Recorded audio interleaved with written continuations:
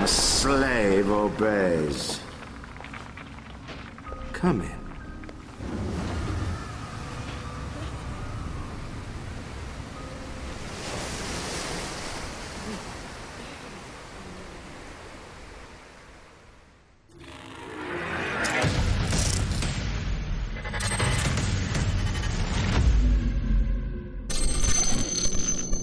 So, ladies and gentlemen, welcome back to the channel. My name is Movement6, and today I wanted to do something, well, not differently, but it's the reason that I started this channel, is to share the passion I have for games in general. There are a few games that I play a lot, like Rainbow Six, like maybe Call of Duty even, Titanfall 2. But I'm a sucker for single player games, and whether we're talking about Horizon Zero Dawn or the single player campaign of Gears of War, today I wanted to share with you this Bioshock, and this is the collection. If you still got a PS3 like myself, and you've got a functional PS3 and you've got Bioshock 1, 2 and even Infinite on that, you can play it. But if you're an idiot like me, you also buy this one for the PlayStation 4. It's the fully remastered Bioshock the Collection. So Bioshock 1, 2 and Infinite Warfare. And the reason for this video is to bring this back again and show you guys that you actually still need to play this game. The game was released in 2007, August 21st in North America and August 24 in Europe. And some call it a genetically enhanced action-adventure horror-themed first-person shooter with RPG role-playing games elements in. And yes, that's true. It's all of that, all of the above. And it's one of the best crafted single-player shooters out there. Full stop. The atmosphere and even the graphics at the time. We're looking at the remaster here, but I'm looking at the original ones that came back and came out on the PlayStation 3, and these games were way ahead of its time. And still, if you fire up your PlayStation 3 and you play the original ones, and I've got a picture here maybe at the top or something over here, and you're looking at the original fighting the remaster. And you can see that there is nothing wrong with the original one. It still holds up, and it was way ahead of its time.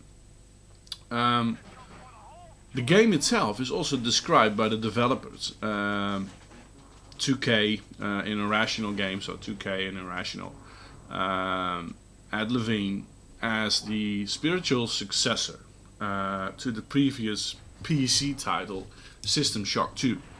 I've played System Shock 2 not a lot, but I've played it, and you can really see that they were already thinking about that game when you play System Shock.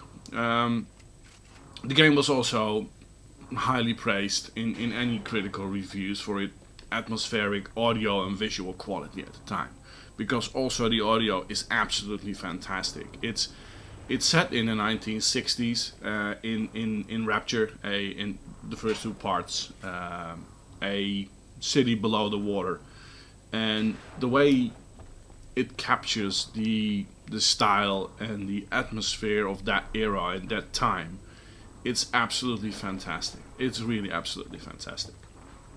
Now, I will not get into massive amount of detail, because if you haven't played it yet, play it. Full stop. I will try to avoid spoilers in the gameplay as well.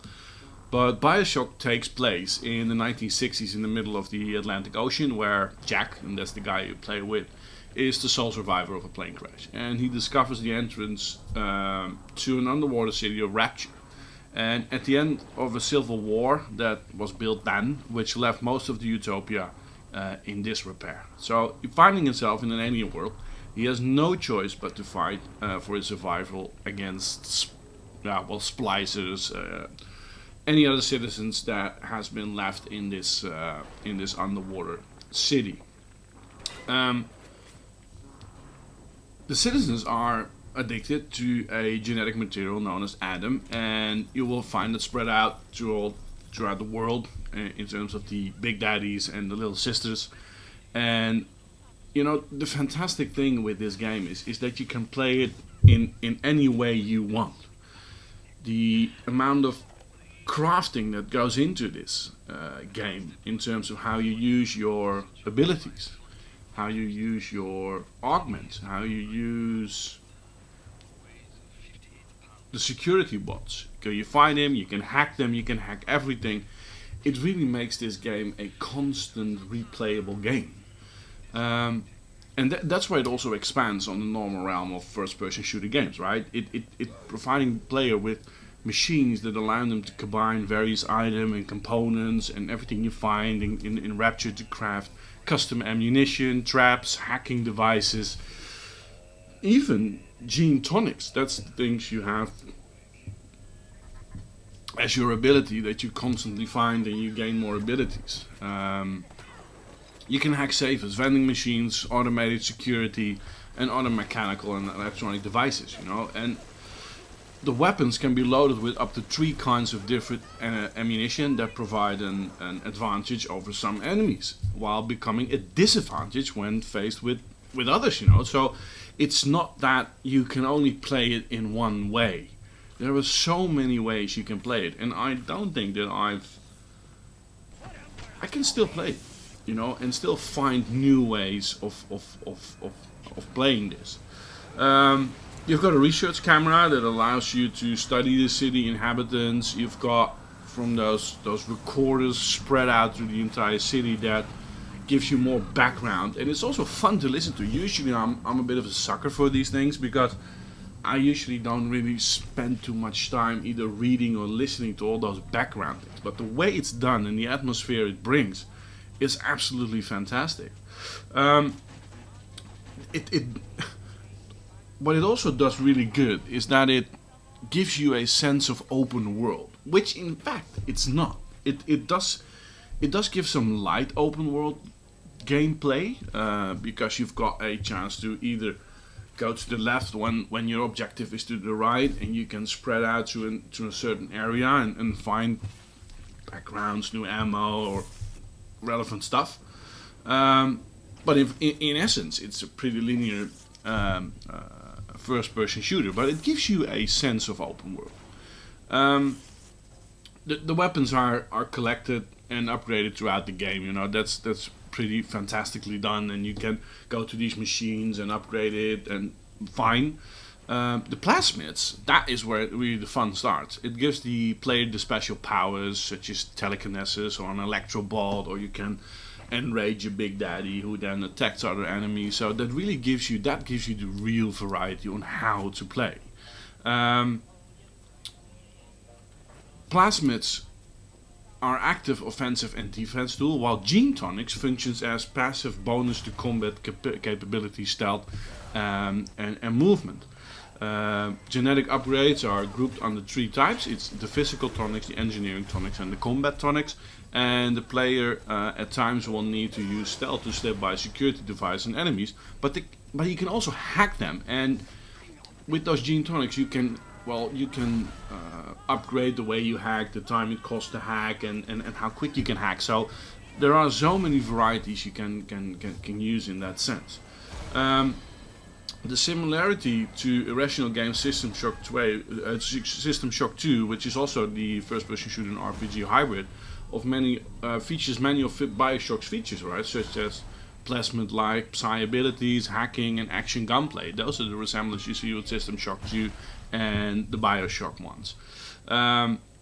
So in the game even share the same themes if it comes to science taken to the extreme and unleashing evil upon an isolated world, the atmosphere and suspense of horror. So that's where the resemblance is. And to me, Bioshock is the icing on the cake that System Shock 2 is built. And it's still a game that holds up today. It is way ahead of its time, and it's still way ahead of its time. The atmosphere, and as I just showed you in just one shot, it's the graphics are fantastic, still phenomenal. So I urge you guys to either play it if you haven't, or start playing it again. It's one of the better games out there, and you still need to play it. And with this collection can also buy it online, I believe, on PlayStation Store or Xbox One shop. It's not that expensive. You got 1, 2, and Bioshock Infinite. So the first two are below the water, and the third installment is that city up in the sky. Fantastic games, fantastic atmosphere, with a great resemblance to some historical events in mankind, and how also social processes work in general if you isolate a group of people, and that's also the message packed into these games. So guys, this was for me something I really wanted to share with you guys, and have some intention for a Bioshock game that is still out there for grabs for you guys, right? So go get it. Subscribe to the channel, like it, leave a comment. I'm really curious if you guys play this game, have played this game. What's your opinion on this game? So let me know in the comments below, guys. The weeks to come, I will have a new movement sessions online for you guys with some strong promos and some 1 or 2 hours of quality techno. I'm working on 2 tracks, and I will share a snippet or a preview in the coming weeks. And I will get back to you guys with some more info on my developments in Rainbow Six in my solo account. And I was about to do a review of Rage 2. But I'm not sure that I'm going to do it. And the reason is quite simple. I'm not really enjoying the game. So I don't want to sound too negative in a review, but I think the hype was bigger than eventually the game itself is. I will think about it in the coming week. But for now, guys, subscribe to the channel, like this page. Today I just wanted to share my love for this game, and I hope you like it. See you soon. Bye.